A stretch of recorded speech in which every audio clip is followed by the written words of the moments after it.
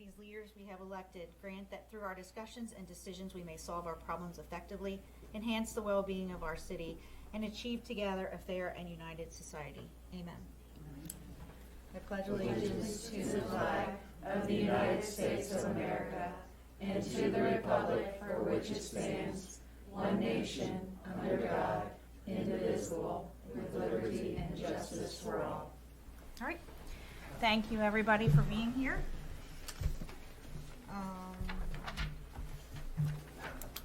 All right. Ms. Lipson, will you please take roll? Mr. Bills. Here. Mr. Kennedy. Here. Mr. Ringo. Here. Ms. Dover. Here. Mr. Thompson. Here. Ms. Wadsworth. Here. Mayor Jansen. Here. We have quorum. All right, thank you. Up first is the approval of minutes from August 20th, a regular meeting. Everybody should have gotten a copy of it. If there's any discussion or changes or questions, we can take those now. Motion to approve. Second. All those in favor? Aye. And then also are the minutes from last week's caucus meeting. If there's any questions, changes, or discussion, please let me know.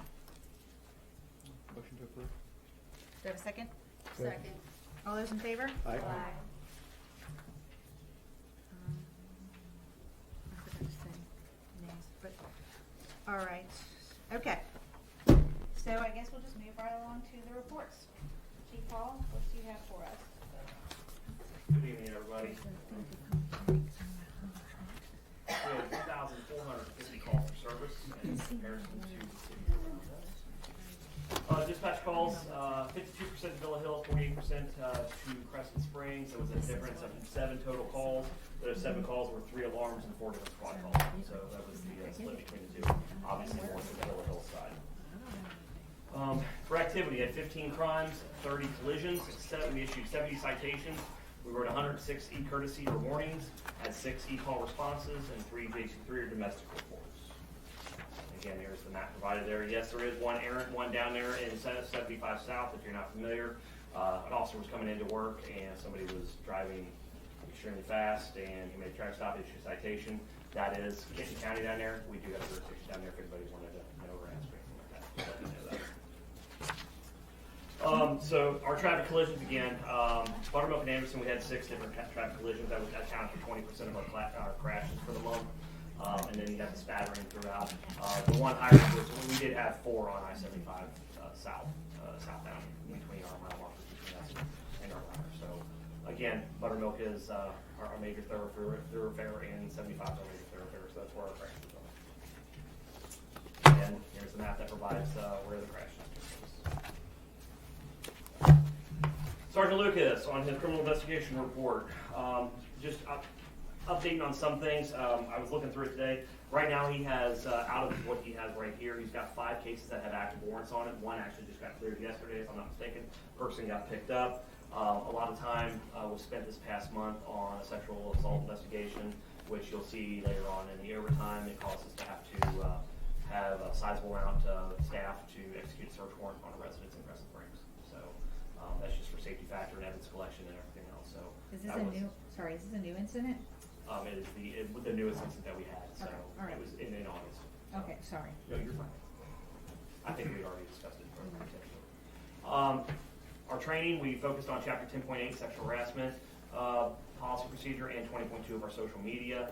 There were 6 hours of canine training, 24 hours patrol rifle 1, which is put on in Owensboro for Officer Boggs, and Sergeant Black is still at SPI in Louisville and slated into the first week of November. So everything's going well. He passed his first test with I don't want to say the worst professor down there, but I will say the hardest professor that's down there. So he did an excellent job on his first test, so kudos to him. Oh, okay. Onyx and Officer Sergeant Dooley, I apologize. He had 5 deployments credited with 0 bite apprehension, 1 bite apprehension, credited with 4 arrests and 7 charges. The bite apprehension was somebody that had a felony warrant. They decided to, not play nicely and retreated back into their bedroom. And after numerous announcements, the door was forced, and that subject was hiding over by a bed, refused to show their hands, and subsequently was bit by Onyx. So he did his job. So justified. Okay, I messed up on this. I totally didn't make the change. Ms. Wadsworth said I was going to. There were 6 hours of training, not 9 hours of training, so that's my fault on that, to be honest with you. And half of his time was spent narcotic searching for his training. Overtime, we had 14 hours in court, and that search warrant that I was talking about earlier, 14 and a half hours, 3 hours of shift coverage. There were 5 hours in the SWAT call out that Sergeant Black attended to. We did qualify with all of our weapons last month, so we did have 25 hours in range for a total of 61 and a half hours. Just a couple notes now I will state. Tunnels to Tower this past weekend went very, very well. It had well over 700 runners and walkers. I appreciate everybody's understanding, concern, and just trying to facilitate everybody through the city. The roads were closed at approximately 8 o'clock in the morning. They were opened up by 9:30. So we try to move that as expeditiously as possible, but we also do move traffic throughout so nobody is stuck in their homes. They can traverse the city. Officer Robbins retired last month, so it is official September 1st that he did retire, moved on to greener pastures and working for in a private sector field. I was given notice today of another officer. He is going back to retirement. He's already retired, and he's going back to his retirement. So that does, in the next couple of weeks, that does put us down a couple officers. So you will see that our ads have gone out for hiring. There's been a couple little snippets of interest. So hopefully we can garner a lot of interest into it for either be a new hire or lateral or a retiree. So we'll try to fill those as expeditiously as possible. The Fall Festival is this weekend, so everybody, if you can get out up at the Crescent Springs Lou Hartfield Memorial Park, it's from 5 to 9. Hope to see everybody out there. It'd be great. The last thing I will tell you is our overdose death case that we had, which is right across the street from our police department. 4 people have been federally indicted. So that was taken as a federal case. So kudos to Sergeant Lucas, Sergeant Dooley, and North Kentucky Drug Strike Force and all their help and all the officers help in this case. So did a fantastic job, but some people are going to do some serious time on that. That's all I have.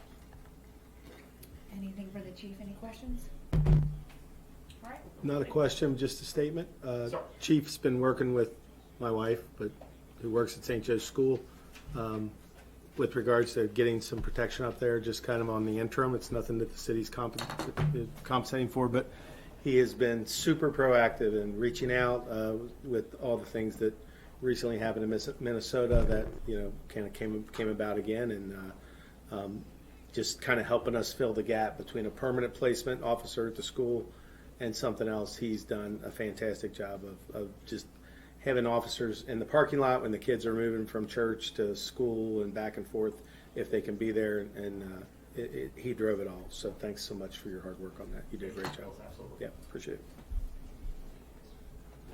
Thank you. Safety Committee, Ms. Wadsworth.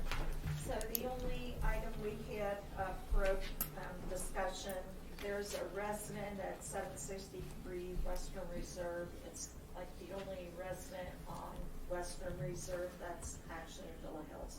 So due to the construction down the street, he had requested that the city install a street light on a pole in his yard.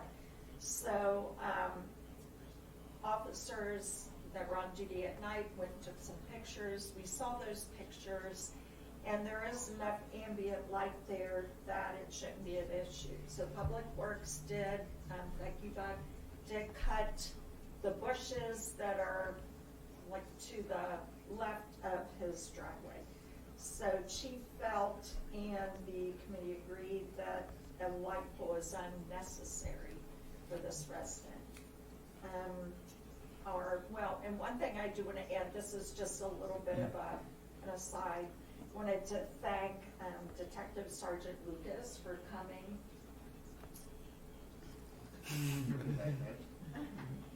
For coming into the Bella into my forensics class and doing some magic. I do have to tell you, the one girl that had brushed several prints, when she made her print poster, she's got like them all over. She was so proud of them. So, and he also demonstrated how to do iodine fuming with the straw. If you go to the Villa website or for Facebook, you can check them out. But the kids were very, very excited. So we do thank you. Our next meeting is Tuesday, October 14th at 3:30 in council chambers, and all are invited to attend. So are there any questions? All right. All right, thank you. Public Works Committee? Thank you. So we had a meeting last Wednesday. Collins Amsterdam, not a whole lot of movement. We're still pinging KYTC to get some answer as to what the environmental report is. We're ready to go, what they're doing. They're not very responsive. The one thing we are kind of checking on again is that related, not the intersection itself, but the sidewalk. You know, we're going to finish the sidewalk from Felice to the intersection. We talked previously about there, you know, if you go down that section of Collins, there are a lot of really big old trees that we're going to try to avoid. And so kind of just double checking to make sure that we're routing around all those trees. We've got there's two residences that are going to be affected. One, they're not big old trees, they're just small trees, but they're literally right at the road and the driveway corner, so that there's not much we can do. There's another one that seems to be a little older. I'm double checking just to see if we can route around it, make sure it's not really in the line that if we can go around it, we'll go around it, because they've been there long enough. Those things have been there probably 30 years, 40 years. I mean, they're nice old trees. I don't want to cut them down if we don't have to. So, and it's easy to just put a little bend around them and they'll be fine. So, Valley Trails Phase 1 is pretty much done, except for there's one area that Buck inspected it during the rain. That's kind of ponding, holding some water. So they're gonna smooth that out, fix it. That's at their cost, not our cost, because that should have been done right. And they're gonna take care of that. So we're also gonna have some striping done there, have some striping done at Prospect Point, striping done on Buttermilk and Bill Marie. That's all gonna be done at once when they can get in here, weather dependent, but that's gonna get taken care of, and then that will actually finish out all those projects. The pedestrian bridge, I did, just to call your attention, I did kind of got some more breakdown of the costs in the grant, just so you know what we're looking at as far as what we're gonna spend for each part and what we're gonna get reimbursed for. So it's the same amounts as before, just kind of broken down a little bit more, so it's a little clearer. The one thing, Buck did do an inspection on the bridge, the road bridge, and found that there's been a little bit of movement, and it looks like there's some of the concrete is kind of chipped or cracked, maybe coming off. Compass, our engineering company, they actually do have state certified bridge inspectors on staff, and so one of theirs is going to come down, inspect that bridge, and just make sure it's good, and see now if it needs repairs. When we have all the equipment there to put this pedestrian bridge in, that'd be the perfect time to do those repairs. So we're going to inspect that and just see what the situation is with that. So Valley Trails Phase 2 and 3, we applied for that grant. We did not get it. We actually scored pretty low in comparison to the other projects. We've kind of had a little bit of discussion of how we want to move forward with that. I think it's safe to say at this point that's probably not going to score high enough to qualify for the grants. We've tried. This is the second try. We can put it in again. We can just keep putting it in until it's done. But I also kind of opened it up to maybe see if there's any other projects that may have a better chance. So the other thing we thought about is one of the things that OK's eyes run into, I think I've talked about it a little bit in here before, where our intersection is the perfect case in point of projects that just keep getting delayed and backed up and waiting on things to get done. So and OK eyes recognize that because it's not just us, it's literally all out their jurisdiction.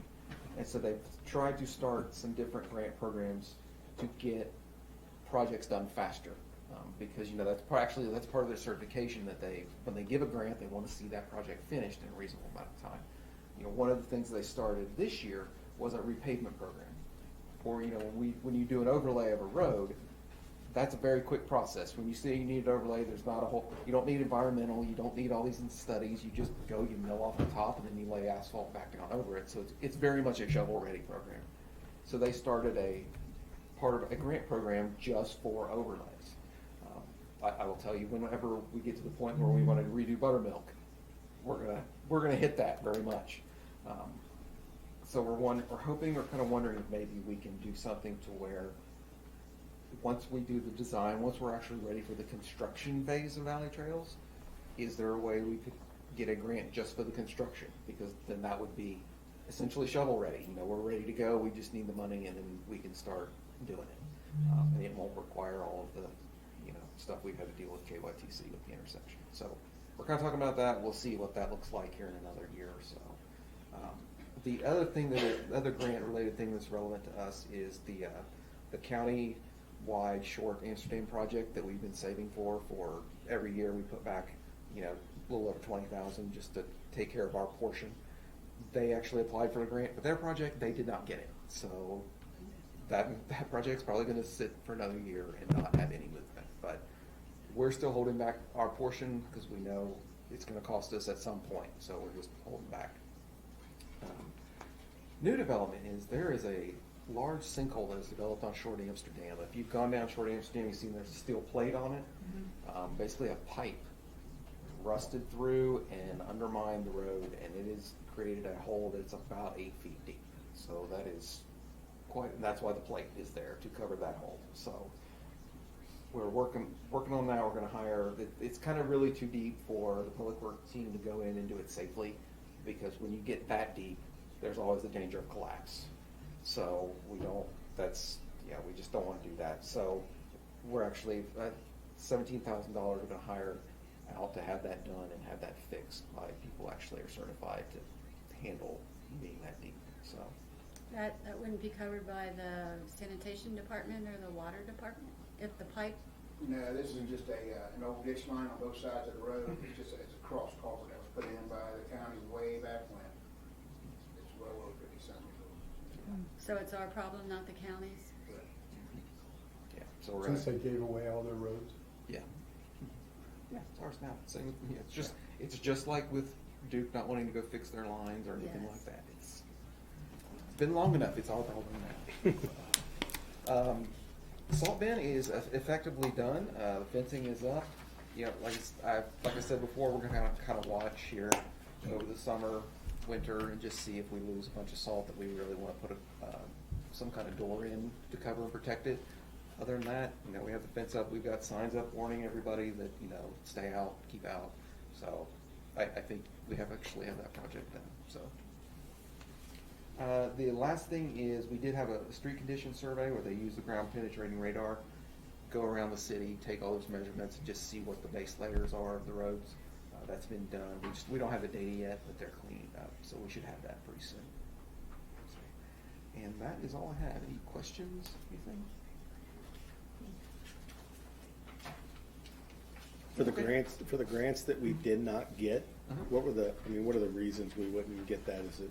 The way they do grants is they have an actual formula where they evaluate things like overall impact, how it would affect pedestrians. Does it have any kind of like transportation alternatives to where you're opening up for bicycles or something like that? It's a very complicated formula. Mhm. It actually, and honestly, it works out really well for us because it's very objective. You know, there's always some subjectivity to it, but it is a pretty objective process.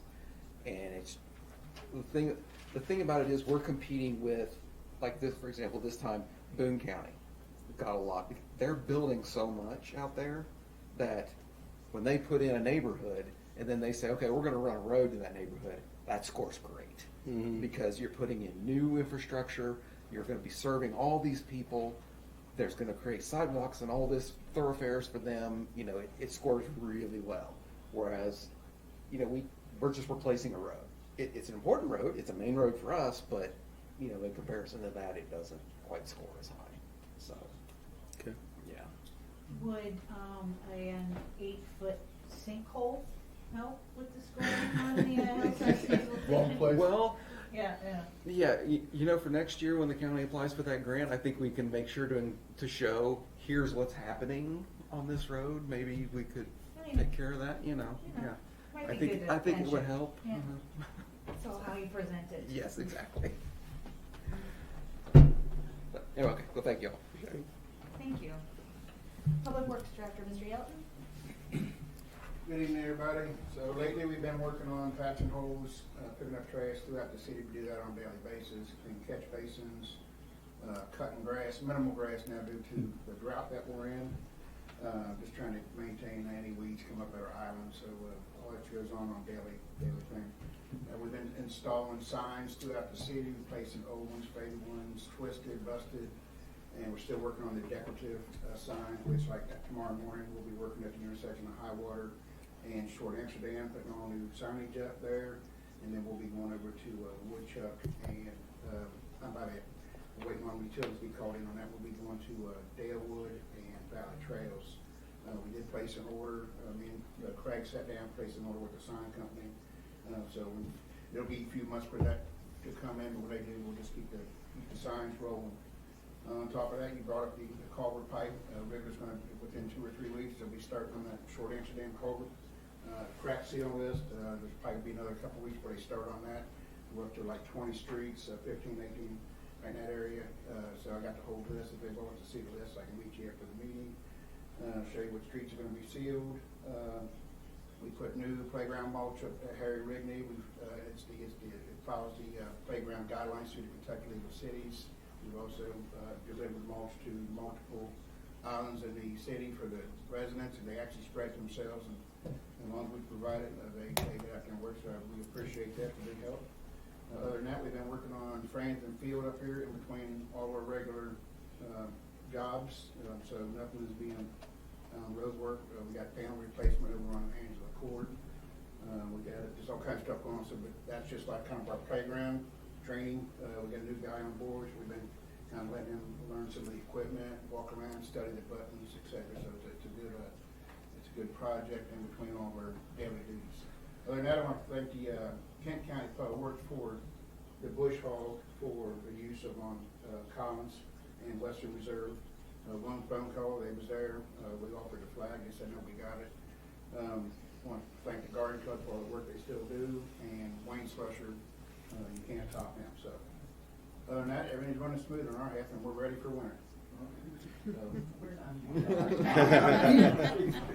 Yeah, we're prepared. We're already been watching some videos, and never too early.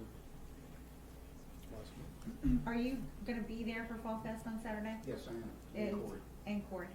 So who's gonna be doing the face painting? I don't know. It should be interesting, right?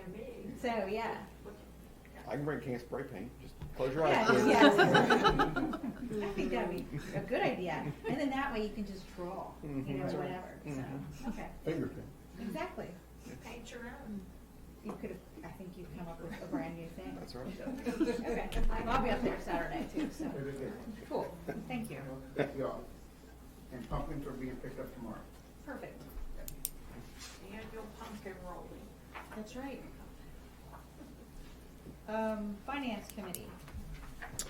Finance Committee met this past Monday, reviewed the financials and sent questions to staff. Staff answered all those questions, and all those questions were satisfactory. So we recommend that the August financials be accepted as published and posted on the city website. So we need a motion for that. Motion. And a second? Second. All those in favor? Aye. Any opposed? Thank you. Finance Committee also discussed at length that monies from road fund monies that are in the KMA account are sitting there, and there's no more road fund projects that are going to be coming out of it. Correct? Am I saying that right? In the spring there In will the be, but it'll right. be most likely after. But nothing that these monies in the Right, loan well, that's attached to it. It's due to be paid off in May. Due to be, yeah, the loan's due to be paid off in May, and so Money's sitting there and it's available. right. So why don't you go ahead? Okay, so money's sitting there available in the KMA fund. We called the bank and we said, if we pay this off early, is there a prepayment penalty? They said there is not. When we asked what the interest would be that would be saved, it's not a ton, but it's $500. You know, it can help elsewhere with the road project. It is road fund money that's in the KMA, which is the money that we received from the state. Yeah, this is the loan we We took. were just requesting if we could go ahead and pay it off early. When did we take this loan out? 10 years ago? Yes. Yeah, so this is the loan we took out 10 years ago to do street work. And this year, this is the final year we were scheduled to pay it off. So it will be totally done.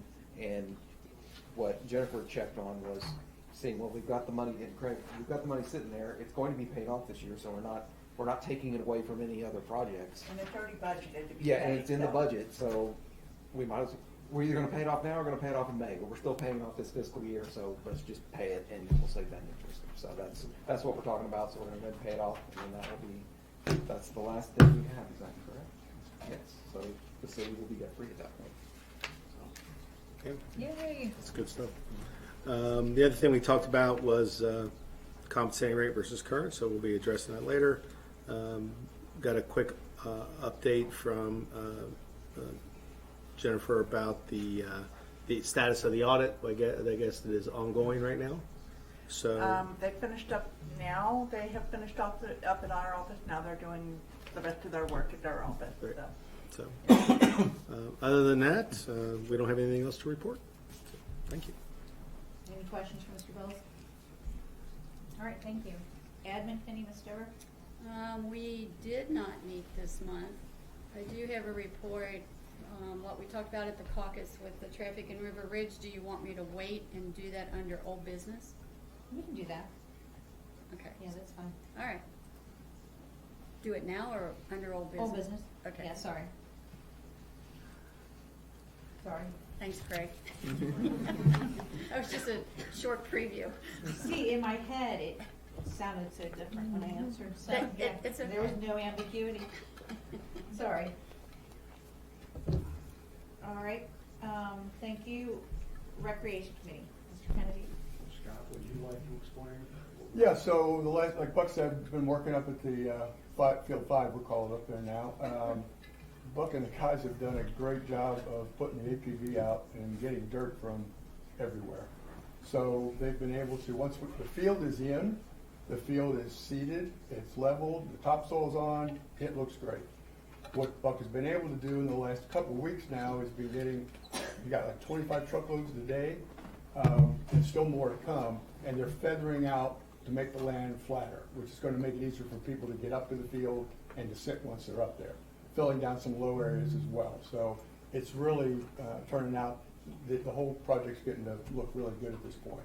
Also met earlier this week and laid out the path for the walkway that the Longhorns are paying for. So we got the quote, $22,000. Longhorns are going to pick that up once it's in. These guys have already dug it out, so it goes all the way back into a cul-de-sac. It's designed for nothing more than a golf cart in width, so no cars or anything can get back there. And it goes in on Friday. So that's another big plus. We'll get in before the wet season starts. The fencing, we met with the guys this morning. I told you guys at the caucus on Wednesday that the fencing was kind of close on pricing because we needed to add that extra section of fence to make the field more playable because of the depth of the outfield. So the quote came in this morning. We walked through it all with them. The quote came in this morning. The original one was going to be $46,000. We're down to $39,285. So that and $2,000 or so for the plastic piping across the top. Still think we're going to be able to get it in within our regular budget. But just in case you guys heard it here first and heard it early, that it might be close because of this overage. Even with the increased height on the fence? Well, it's $4,283 more than the $35,000 I told council about when we were trying to set this project up as a guesstimate. That's where they gave us, but because of the way the field is laid out and the topography, we have to increase the height of the fence, so that's $4,000 extra dollars. Okay. So, like I said, that's kind of what we're looking at this point. We're hoping to get everything physically in before the end of October, before the wet season hits, so we don't have to do anything next spring, because once it gets wet over the winter, any truck we bring in is going to tear everything up. So I think we're in really good shape. We can't thank Buck and the guys enough. I mean, they are learning their equipment. The new guys are getting a lot of experience, but I think it's been something a little different and fun for them to do outside of the normal ordinary stuff in the city. So the Longhorns are just ecstatic about it as well. So I think it's going to be a great next spring for the recreation. Any questions for Mr. Ringo? All right, moving along, Fire Authority. Fire Authority met this past Monday evening. Financials were reviewed and approved by the board. A lot of the discussion went along the lines of what I talked to you all at the caucus as well about how fire expenses are going and how things, we're already over budget and we're only the third month now of our budget. So wanted to review a little bit what's going on there. We already know we'll need a budget amendment by the end of the year. That's predicated by the fact that $230 worth of air pack equipment that was in last year's budget, and the money was there as well. To buy those, they have not been delivered yet. We're not expecting them till the end of October. That shift between the reserves to this year's budget, because it wasn't there, as well as the police vehicle that came in late also that was in last year's budget, that'll cause an amendment itself. The other things that I talked to you all about the other night, just kind of setting the stage, Jim Cahill has already projected that just based on our current expenses, the things that are solid, not just the anomalies, but the solid things, he's already looking at a 6.6% increase next year. It could go as high as 15% depending on what we, along with the city finance group, decide to do. We have an $89,000 balloon payment on the pumper truck. We can either extend the loan another few years, but that goes from 3 to 6%. Depends on what the cities want to do. Do they want to just pay the money up front to keep the cost down, or spread it out over the next few years? We've got just several things that are going to have to come in. The replacement ambulance, as you know, we've already ordered it, but that's going to be late 26, early 27. So that's going to be next budget as well. So all those things. On top of that, I will tell you that I know we keep saying we're getting close to closing. We are one item, a permit on the sanitation runoff to get a closing on the property and with the contractor. So again, there is money there, ballparkish, 100,000-ish for us. That could go back into like the ambulance or something, but that's council's decision when that time comes. Because we originally promised there was money left over, it would come back to the city. So I wanted to make you all aware of that. The other thing that, Chief, there was a lot of discussion about what's causing some of these expenses, the wear and tear in vehicles, the overtime. We've got volunteer issues where volunteers are coming, then they disappear. We're having to get new ones in and train them. Those costs are just eating us up. Right now we're about $15,000 a month over our budgeted payroll through 2.5 months so far. Part of this that council needs to understand what's happening is that over 2024, between 2024 August and 2025 August, we've had 265 additional ambulance responses and 67 fire runs. And as the chief's saying, it's Sanctuary, it's Meadowwood, it's all the new properties that are going in. It's just more people, more calls, more situations. So that's probably going to continue for a little bit till we get those built out. Then hopefully it's going to somewhat plateau. But for right now, I would say the expenses that we're getting hit with right now are all because of growth and just those additional expenses. So wanted to make you all aware of those. Next meeting is Monday, October the 20th at 6 p.m. at the firehouse. I have a quick Yeah. question. So with the increased calls going into the new subdivisions, are some of those a result of like construction injuries? I honestly don't know. Yeah, I was just Yeah, I curious don't to know. see if that's the case, then would those numbers go down once it's built Yeah. out? I was just I'm curious. pretty sure the 67 fire number is not related to construction, but is there a number in that 265 that could be construction related? It's possible. Yeah. But I haven't really, I don't know, police-wise or fire-wise, that I've heard of anybody getting hurt, so I'm going to say most of those numbers are just home calls. Home calls in our case. I mean, you've got commercial over in Crescent They Springs. just But, seem, living across from the sanctuary, it seems like there's a lot, going in there, and every time they do, I think, oh, somebody hammered their fingers off of them. Mayor Craig, I don't know if you guys have any idea, because we're not in the census time period, but do you have any ballpark of what you think additional residents just in Sanctuary is going to end up being? just based on 300-ish homes, it should be somewhere in the neighborhood of about 750 people. And that's just a industry census average for number of people per household. And I think that's low. Yeah, I think that's probably gonna end up though too. So we'll probably have like well over 8,000 residents by the time census rolls around. I would Oh, know, yeah. we've got that already. Yeah. Yeah, I bet we were over that I bet already. it'll be 1,000. So anyway, that's all I have. Is the fire call 67, is that 67 additional or 60? Or 67 over the same Okay. month Wow. last year. Wow. And I did talk to you all a little bit about in caucus, but we'll say it here publicly. You all know we had a fatal fire. It was in Crescent Springs. It was an unfortunate situation. It was an elderly person. They were in a wheelchair.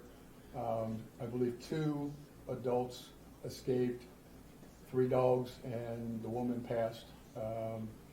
The situation when the fire, it was difficult for the firefighters because when they showed up, the fire was so engulfed that they couldn't make entry. And the residents had been cited a number of times for hoarding condition. So it was just a difficult fire. The animals did die or did not? 3 died, I understand.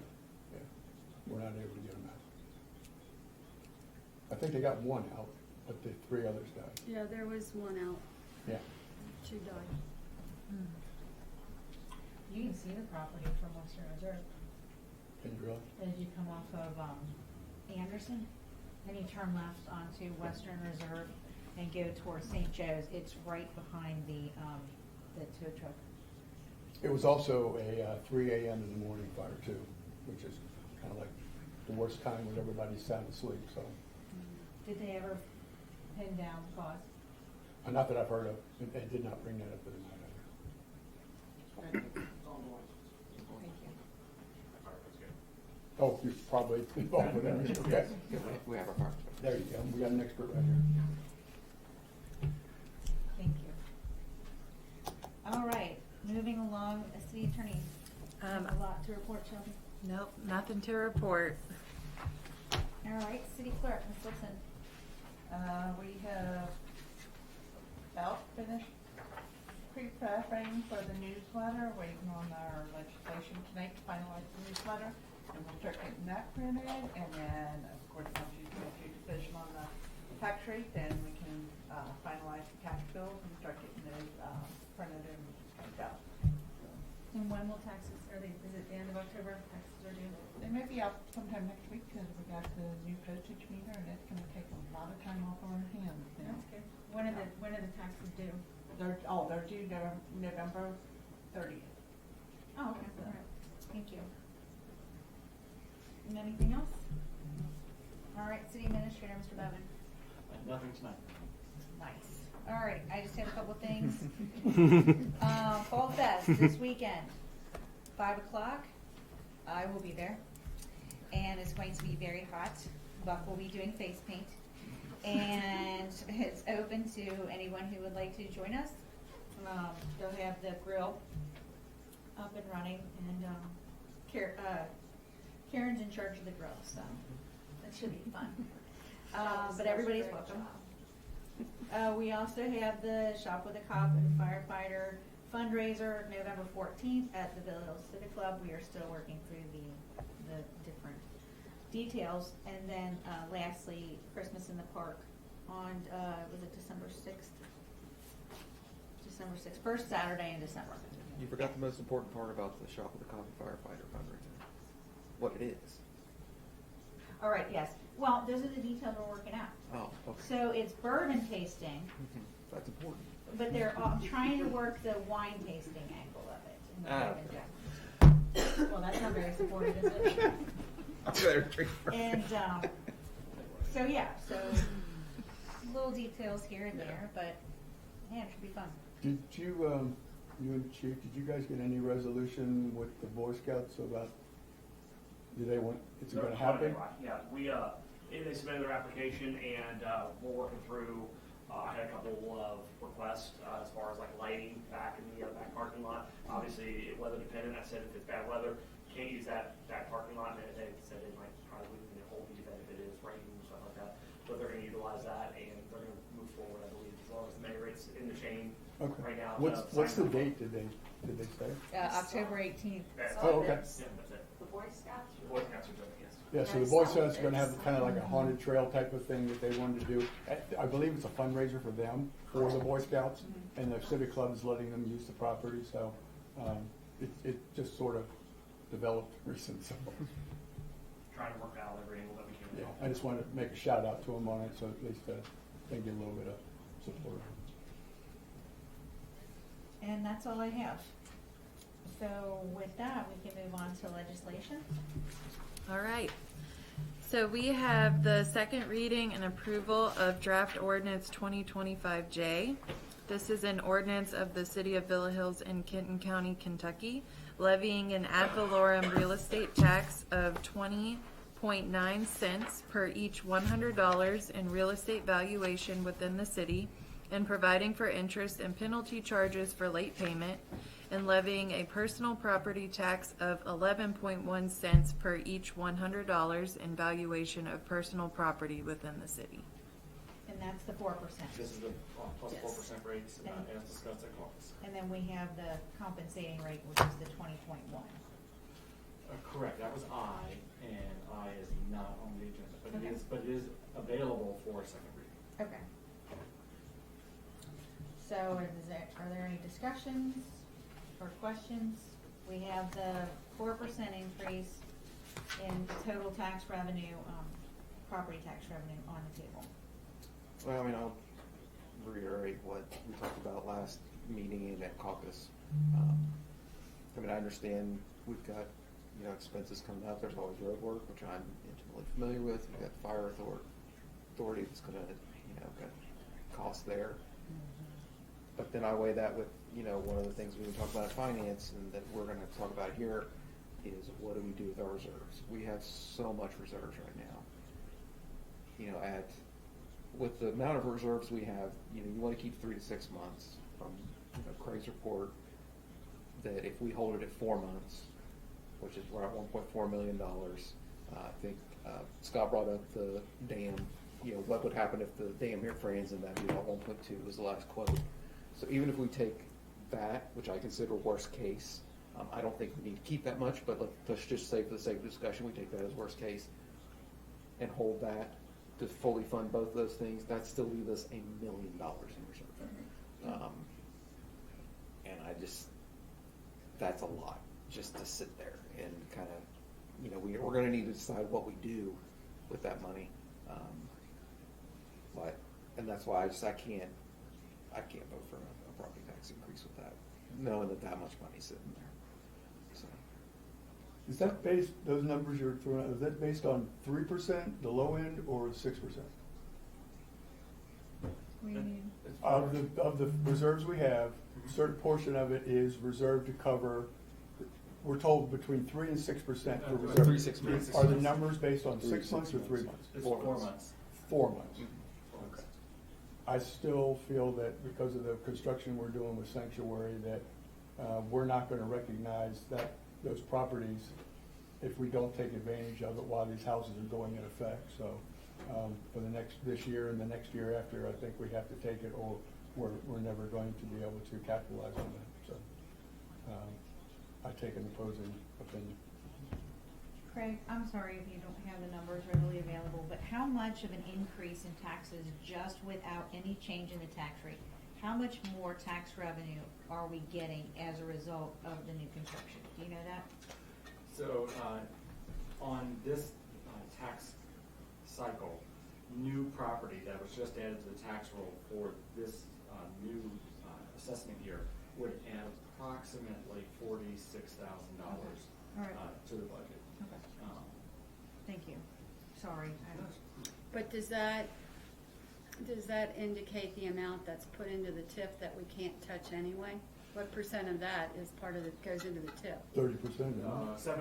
So 70%. it would be about 36,000. Yeah. Well, we can't touch that for general budget, but that's what's going to fund the intersection, all the construction. But it won't fund all of it. Well, we won't have it all at the same time. But it won't. That money, we can't just take that money and use it for whatever we want. It has to be certain things in the TIF area. So just more you all understand what we're talking about here. Right. So it's not general fund, but it is a fund that's going to be Yeah, I mean, spent. it's To gonna help pay for pay stuff, for it, just it yeah. can't pay for whatever we That's a think it good should point. pay for. Yeah. So, like, we can't give it to the fire department. You can't go anything outside of the TIF. Yes, Right. exactly. The map is very defined. Right. I still am in favor, and I've said this at the caucus, and the reasons for the 20.9. I think, if I remember right, on an average, it was gonna add $27 a year Yeah. on the correct. average Yeah. house. That's based on a $350,000 house. Yeah, So relatively speaking, depending upon the current valuation of your house compared to the 350, it could go up or down. right. When were the valuations on the houses done? Just Like- last year, Yeah. Last year. And then when will they be done again? 3 more years.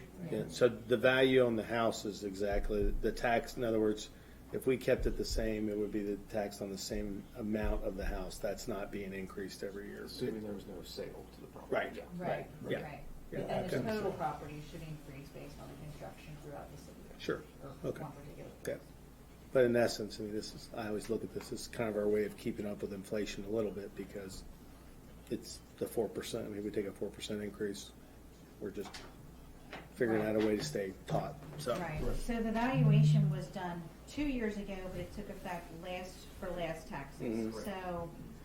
So really, won't the next valuation be in They'll 2? probably, yeah, they'll probably Well, start. they'll do it in 2 years and it'll be Then effective it'll in be 3 another years. year, okay. Right, right. All right.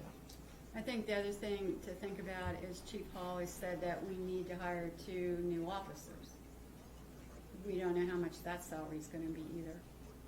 Well, and it sounds like the fire department's expenses are going up. Right. I think you had mentioned that. Yeah, and I understand, and that's, you Yeah. know, those are valid points. I just, again, I look at the reserves and I'm like, it's hard for me to justify that. Right, So, I mean, it's not an easy decision. yeah. And people, last year with the additional taxes due to the new valuations, I mean, it hit a lot of people hard. So even adding some to it this year, to me, with having that much of a surplus, it just, no, I don't want to do that to people. So that's just. Well, do I have a motion for the 20.9 cents per $100 in real property for this, Jag? I'll make the motion. I'll say. Please take roll, Ms. Lipson. Ms. Tabor, Yes. Mr. Ringo, Yes.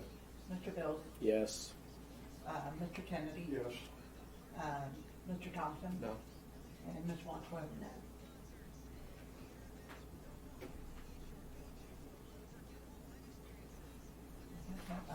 For the mission, pardon me, mission carried. Thank you. All right. Next, we have the first reading and discussion of draft ordinance 2025K. This is an ordinance of the City of Villa Hills in Kenton County, Kentucky, amending Table 4.04 of the Villa Hills zoning code. If you recall, earlier in the summer, we submitted an application to KCPC, Kenton County Planning Commission, to make residential care facilities permitted because state law says we have to. And we still have to go through the zoning amendment process, which required the Planning Commission to give us a recommendation. That hearing was earlier in the month, and they sent back an affirmative recommendation. So we can start the adoption process. So this is the first read for it, and the second read will be next month. Any questions? All right, thank you. All right, moving on to old business. Ms. Stover? Okay, so at the caucus meeting, I brought up that the situation at River Ridge has not gotten any better, even though, at least for the 7 years I've been here, we talk to them all the time and nothing happens. So I said I would contact the superintendent at Kenton County Schools to figure out what we can do about this. And I personally had spoken to the principal in the spring of 2024, and she said that it would be fixed by August of 2024, and it wasn't, so we're in 2025. So I spoke to Matt Rigg, who I did call the superintendent's office, and his administrative assistant said you need to talk to Matt Rigg, who is the chief operations officer. So I spoke to him, he gave a little bit of background. He said, on December 4th, 2023, the board approved a site development plan for the River Ridge Elementary School site expansion project. So that's why the principal in the spring of 2024 said it would be fixed by August of 2024. Well, what happened? The project was delayed due to unforeseen easement issues, and a revision to the original design became necessary. So on September the 8th, it was at the Kenton County School Board meeting. The revised plan now is consistent with the original goals for site improvement, including enhanced site circulation, additional parking, and it remedies the unsafe car stacking issues on Amsterdam Road in front of River Ridge Elementary during the start and end of the school days. So when I spoke to, Mr. Rigg, he was very nice and supportive, and he said they know that this has been a problem for a long time, that the city has been after them to do something about this, and that he hasn't, but Chief Hall has spoken to them. I spoke to him a couple of years ago and just said, I had seen this myself. I have a grandson who goes to the preschool there, and it's a nightmare. So what they've done is I don't know if I can show this on there or not. So this is the original. This is the original Or this is the current way setup. that the road goes. So what's going to happen? I got So what's going to happen, which makes sense, is this is I gotta go. Actually, This is where I'll scoot over. this is where the buses come in now, and this is only for buses.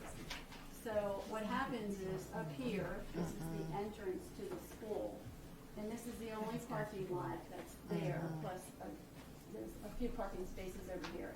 If you've been up there for when we vote in that, there's a few spots there. So what they're gonna do is the buses and the cars will come in here. They're gonna widen that driveway. The buses will go over here like they do now to drop off and pick up the kids. The cars will continue on where you see the arrows, and then there's 90 parking spots up there. And then they'll come out the same way. So they'll circle around over at the top and come out this driveway, which makes a lot of sense.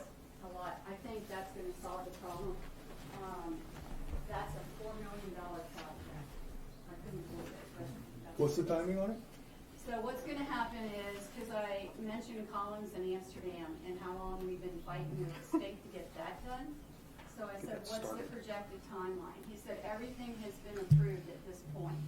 The District 6, Department of Highways has looked at all the plans. They've made some adjustments. Bear Becker is actually the architect for this, or whatever, the engineer. So he said it's a go. So what their plan is, they're gonna start it in March, and it'll be done by the beginning of school next year. So I said, what can we do now to prevent somebody getting killed in that spot? So I suggested that they do staggered car pickup. And he asked me how that worked. Well, I kind of know that because I've done it before. So I said, you could put the kids that are car riders in a classroom that would be held there and supervised. And some of the parents would be told that they're going to pick up their child at, say, 3:30. And then other children would be picked up at 3:45. So you wouldn't have as many people stuck on Amsterdam parking. Everybody there at one time. Everybody at one time. And I said, that seems like an easy solution right now, that's what I would do. And he said this, and I agree with this, parents start getting there at 1 and 1:30 for a 3:30 dismissal. And I know, I've seen them there, and I know that. And he said usually they sleep in their cars or they read and they just stay there, so that's a traffic hazard. So Chief Hall has talked to him, and I talked to Matt Rigg, and I said, Chief Hall has said that the police officers would issue like a warning first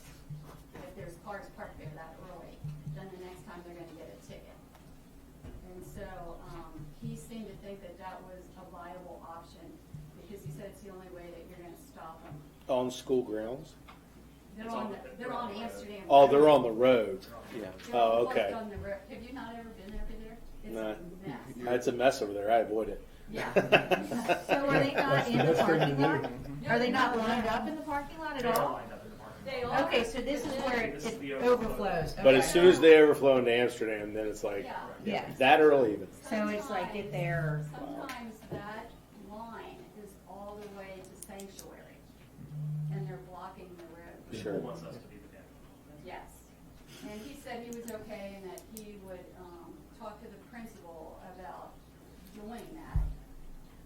I don't know if she'll be open to that or not, but I mean, I think if it continues to happen, we have to start issuing citations, because it's the only way to make that road safe. My suggestion was to get something out to the parents that you're not to line up before this time. Right. Yeah, That would help. yeah. I mean, it really would, so if you can, so. So in the It'll be interim, wonderful. if they don't stagger, then you get warnings and stuff for, it's either a whole lot of people you're giving warnings or tickets to, or a small amount of people who are getting there the earliest time possible. So I think what I'll probably do is circle back to him, like in a month, Okay. and see if he's had the discussion, with the principal to see what they've done. And I mean, I'm there 3 days a week, so I'll see if I still see that. Yeah. The interesting part that he told me that I didn't know, I knew that they bought that parcel of land on Radio Road, Yeah. but apparently their property now goes all the way back to the radio tower. Mhm. In the beginning, they said they just bought a section of it, now they go all the way back. Yeah. Does anybody have any questions? Thank you. That's good work, Kathy. I mean, that's Yeah. what, we need to escalate it. Yeah, well, I mean, this is the first time we've all seen what the plan was. Right, We've right. heard there's a plan, but. Well, this plan just came about after. Well, I mean, yeah, but I mean, Yeah. we didn't even see the original. first revision. No. So. They were just yeah. talking about getting easements. Yeah. They Yeah. didn't show us what they were. What they wanted. He said they couldn't show up, if this is true, he said they couldn't show a plan until the school board meeting that happened on September the 8th was approved by the board. So, I'm excited, I think it's gonna work. We'll see. Well, it looks like with just the road alone to the parking lot, that's It's a gonna stack long a lot of road cars. for Yeah. cars to wait Stack. on and stay off the main road, Right, which is all we're Well, asking. and I think, having 90 parking spaces, I mean, they may just have to say, well, look, you come here at a certain time, you need to go park. Right. Don't be stacking up on the road. Right. On the driveway. True. Great. All right, good job. Thank you. you're welcome. Is there any other old business? Any new business?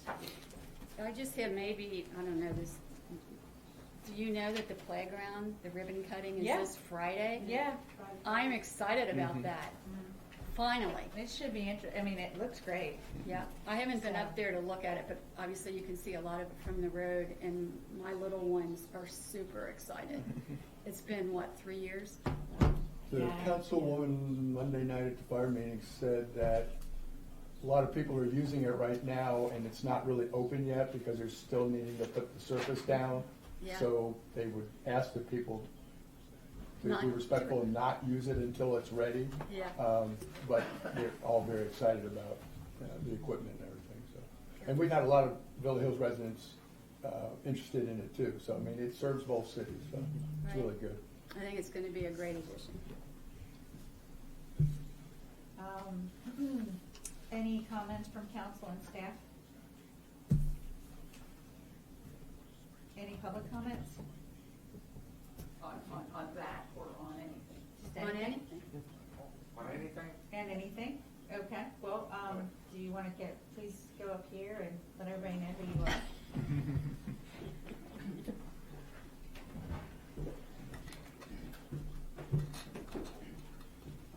I'd just like to make comment or ask questions about the sidewalk issue, and it's a two-part question about the sidewalk.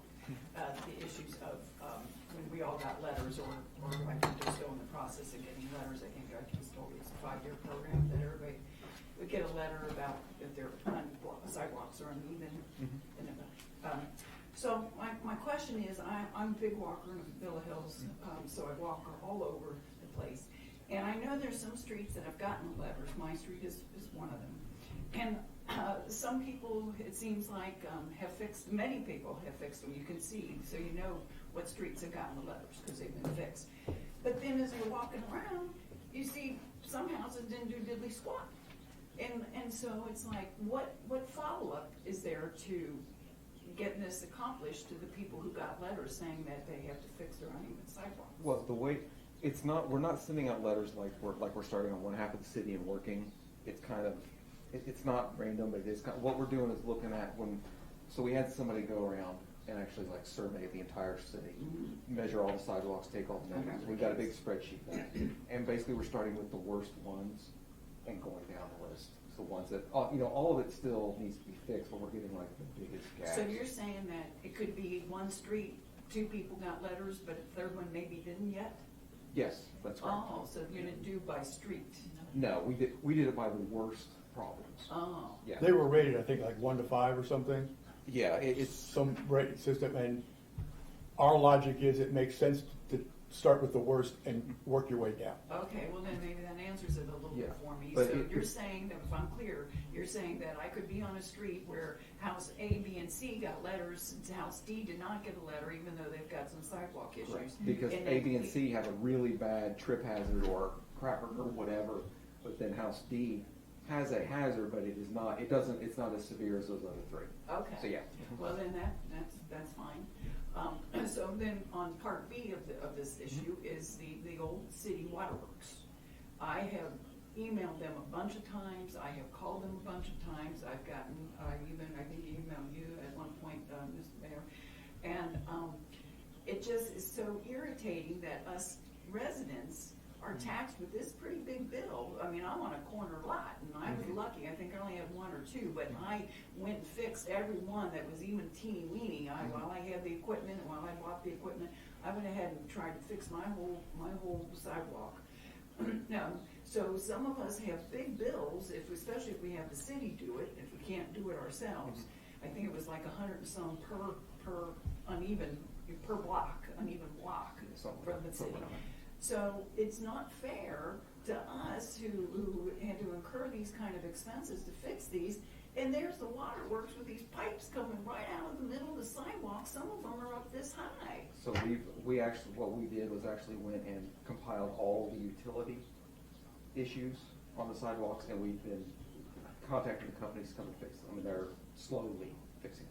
But yeah, like Yeah, no very resident. slowly. Yeah, I know. You are 100% correct. So one of the things we did was we went around when we did that survey and we checked everything that appeared to be utility problems.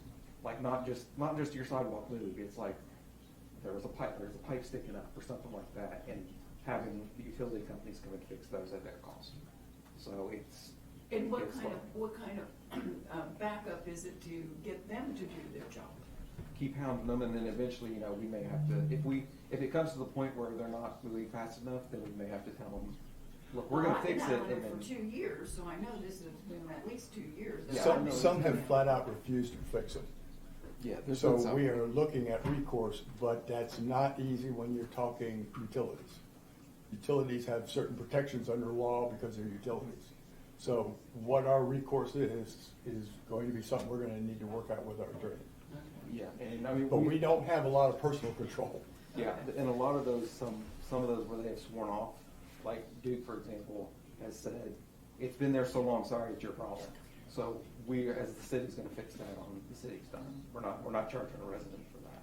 So. Okay, now getting back to the uneven sidewalk, there's one, I walk the city so much and yet I don't know the name of the streets.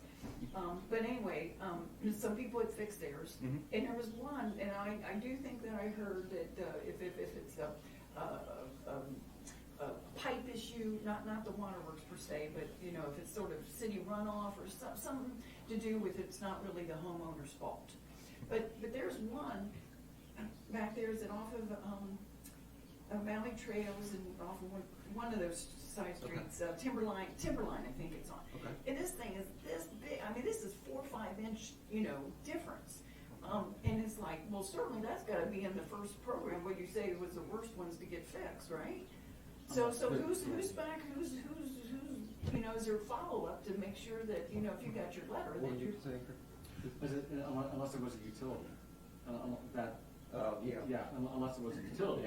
If that break was caused as a result of a utility that we thought was a utility, we send it to the utility and ask them to take care of it. So, but what we do is we have a list, we send it out, we do the work. If somebody says they're gonna self-repair, we put them on a separate list, and then we do follow-up inspections in the spring.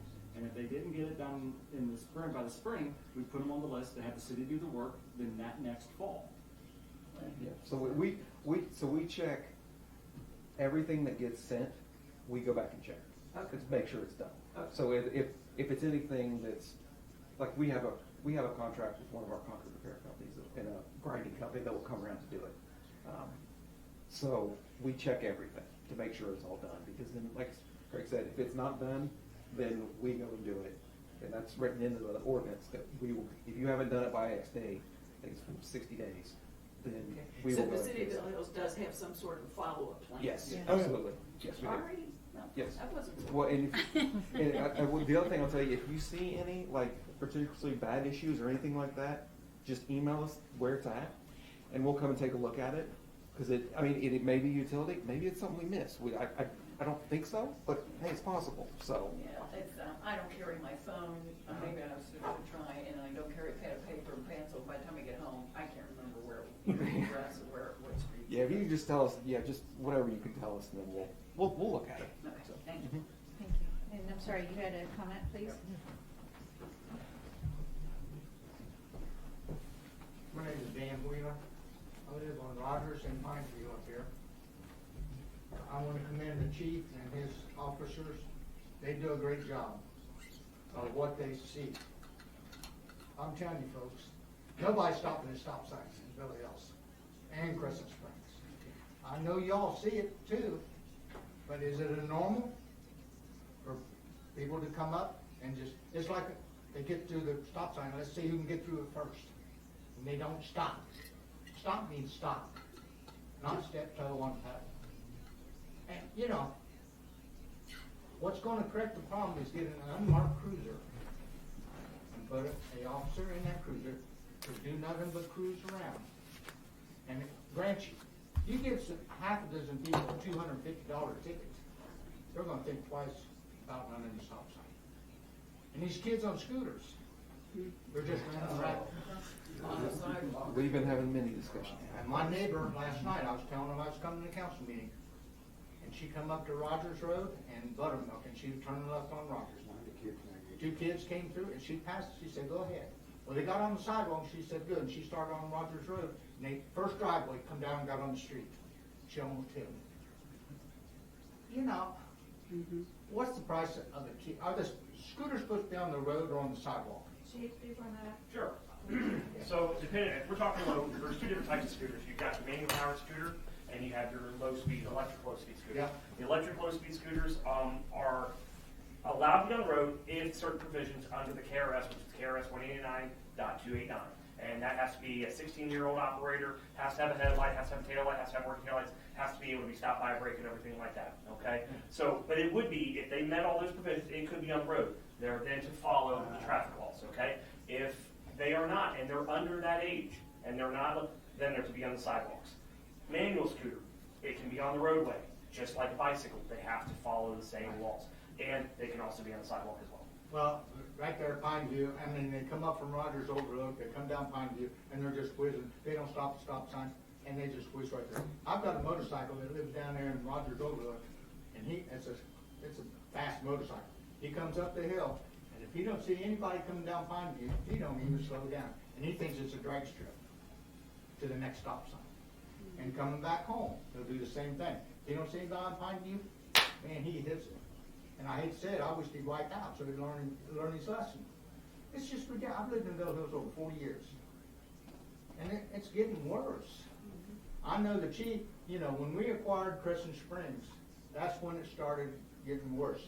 It's not because the officers aren't doing their job, it's because they're spread out so much. And when you see a cop car, you're gonna abide by the law. It's natural. Chief, you wanna answer that one? 'Cause that's not true. I disagree with that. Yeah. To be honest with you, because we've doubled our size of our department, to be quite honest with you. And sir, you, Mr. Wheeler, you know that I've sat up there personally in my unmarked Okay, vehicle, yeah, and I haven't made a traffic stop because I haven't seen anybody.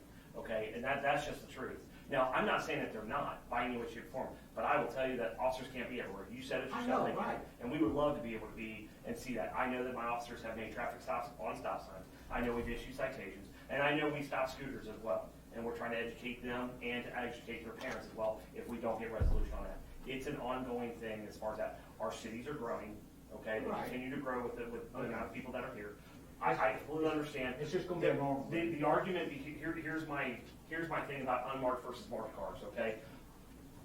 The whole purpose of a marked car and a marked cruiser is to deter crime, okay? That is the purpose of that car. So, and it's called a displacement theory. There is theory that's called a displacement theory. So what happens is that in that marked cruiser, people see that marked cruiser, they abide by the law. Absolutely. Then you get the unmarked cars. There was the idea of, well, that's piracy. And now we're out here trying to just catch people when they're not doing, things that we're doing wrong. I understand both. I look at all throughout, northern Kentucky. Boone County Sheriff's Department has unmarked traffic cars, okay? They also have plenty of marked vehicles as well. The idea is, and the theory is that having more marked patrol cars helps keep people in line more often. And there is plenty of statistical analysis and study on that empirical that shows that. So I am a proponent of having marked cruisers. I will always have that until empirical data tells me else. So what's a resident of Bill Hills, why should I abide by the stop sign? If I see everybody else, and I don't see a cop car, why should I stop? I can tell you that I see that everywhere. I mean, I'm to the point now where when I get to a stop sign, if I see somebody coming from another direction and I'm like, I'm gonna wait for them to stop. Because I agree with you, sometimes wherever I am, I mean, it's a wonder how some people don't get killed. Because they just keep going. I mean, I will tell you that my neighbor was upset a couple years ago because he got a ticket on Meadowview for a rolling stop at a stop sign. So I know they are doing it, and I agree with you 100% that in today's world, some people just disregard all kinds of rules. Yeah. And I'm sad that it is like that, but I don't know what the answer is. And with the kids, I know that Chief Hall has done a really good job of trying to let the kids know about scooters. And these scooters, they're riding double. I They're know. riding double. I know. The scooters are just getting worse. Yeah. There's a lot been an more of ongoing them. discussion. And when I was a kid growing up, I broke the law. I didn't break the law, but an officer followed me to my house and talked to my parents about what I did. Yep. And we've done that as well. I know you do. I know you don't. Something else that I will be real frank and honest with you, because I wasn't ready to kind of talk about it, because I don't have everything kind of in plan. I know I mentioned in passing to Mr. Bowman, and I mentioned it to the mayor, something that I kind of want to propose for next year, potentially, because it's an added cost, is potentially hiring a part-time officer. Now, mind you, trying to get officers is a whole other thing, but hiring a part-time officer from the months of March through maybe October or November, where his job is solely for traffic enforcement, certain hours, working 11 hours, keeping them under 100 hours per month, 11 in the morning till 7 o'clock at night, something along the lines of that, 4 nights a week and things like that. So that officer's only job is to do traffic enforcement. Now, I will tell you, there's the flip side on that. Citations will come with that. Yeah, and Bill Hills gets no money from citations. No, sir, we do. So we get very minimal. Let me take that back. Okay. We get about $1 to $1.50 out of the 154. I mean, it's not the money, it's the safety. We don't get that. Now, was there a It's kid not hit on a revenue scooter or not? I heard a kid was hit on a scooter. I haven't heard that there's a kid here. I have a rumor, but I don't know. It was in Newport. In Newport. Huh? There was one in Newport. In answer to your question, Mr. Wheeler, the reason, there's nothing keeping anybody in Villa Hills from just running through the stop signs, but I know I'm gonna keep doing it because it's the law, and because I'm programmed to follow the law, Now, what I will say is, and there's gonna be people who don't, but I have a mayor's meeting with all of the mayors from Kenton County on Saturday, and I will bring that subject up and see what they're doing in order, because I know they're having the same issues, and see if there's something that we can't all come up with, or, you know, maybe even get the county involved, because sometimes, a lot of times they're there as well. So, since I'm running the thing, I get to decide on what we get to talk about. So we'll talk about scooters. Yes. I just couldn't, I addressed council about a year or two ago asking if we could take out some stop signs, because it seems like we got too many of them in the city of Villa Hills. We need to take them down, just put up yield signs. 'Cause that's what they're doing, they're just yielding. Well, There's several of them in Edgewood. Huh? Edgewood has a lot of yield signs. Yeah. They took the stop signs and put yield signs up. I've seen those signs that are below the stop signs that say, you know, Yeah. rolling stop, $154, Yeah, those are you know, good. complete stop free. You know, I actually read those, Yeah. which means I'm probably stopped. But it doesn't cost me anything. Stop. Okay. We've got approximately 50 to 55 different traffic complaint areas that we have for a daily basis. And I am now going to be down to 13 officers. So it's trying to keep, full staff, not making excuses by any way, shape, or form, but it is certain. I am a traffic oriented, and anybody would tell you that they know me. That is my expertise. That's my background, is traffic enforcement and traffic related issues. It is on top of our list. Did you already go to the schools and talk to them? Have not yet, no. Okay, so the plan is, we talked about this several months ago, that to come up with kind of like a sheet that would go home with students to their parents about scooters, and that I Chief know we Hall, addressed it in this newsletter, but yeah. yes, and Chief Hall or another officer was going to go to the schools and do a presentation to the students about how they can safely use scooters with helmets, not having two kids on there. I've seen that. I've seen them weaving in and out. I almost hit one myself when I was making a left-hand turn. It's dangerous, and I think that sometimes parents don't do their job. It all starts at home.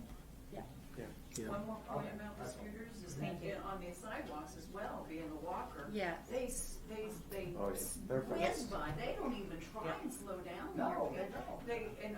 and You that's don't on the hear them until they're up on you. And so it's just as dangerous on the sidewalk when they're on there. So I don't know where you put them, Yeah. Well, And I'll just add, they don't say anything. You don't even Yeah. know they're coming up on No. the. Not till they're right at you. right. Most of these kids these days they don't say anything anyway. Right. To be honest. Right. Well, they don't know how to converse. But if we can, Text you. if we can get some information out to the schools and get it to the parents, if it gets one kid to say something, then it's better than none, right? I mean, that's about as good as we can do. I mean, when I was driving here today, I'm coming down Rogers. There was a kid on an electric motorcycle, and I told the police officers when I came out, he was riding a wheelie. He had on a motorcycle helmet. He was riding a wheelie with his feet on the ground, and he came out of Amsterdam Village, made the turn on one wheel, did not stop, right down the middle of Rogers Road, went right by me, and I was like, talented, but stupid. I mean, and so I told the police officers, so that's the thing I tell you to do too, is if you see stuff like that, Was his helmet Tell us. gray? Oh, now we've got him. no, he was, ATL. no, well, it was black and white, but I mean, I saw the same thing on Turkey Foot Road the other day. Kids driving literally over the expressway on the side of the road on a little electric motorcycle with a helmet and goggles. I mean, he is fully dressed, but he's literally driving on the side of a busy road, Turkey Foot Road, and I was in awe. That's parenting. There's nothing police can do about that. So, but if we can get something out to the police, we can help get the parents to impact it. Because I don't think a lot of the parents know. I don't think they know. I have it on the agenda for Saturday, and if for some reason we don't have a lot of mayors there, besides the fact that I'll be mad, next month we will have Senator McDaniel. I've said something to a couple of kids that come down my road there, and they just look at me like, shut up. You don't need to tell me one. You're not my parent. Well, apparently they're not telling them Well, anything tell either. me who yours are, so what are you talking about? Yeah, I know. Okay, thank you. Thank you. Appreciate it. Potential executive session? Oh, I'm sorry. Any other public comments? Just say no. No. Yeah, no, be afraid. All right, motion to adjourn, please. Motion to adjourn. Second? Aye, All second. those in favor? Aye. Any opposed? All right, thank you, everyone. I seconded. I second-eyed. It's just we all jump at Baby-eyed. We all jump so fast.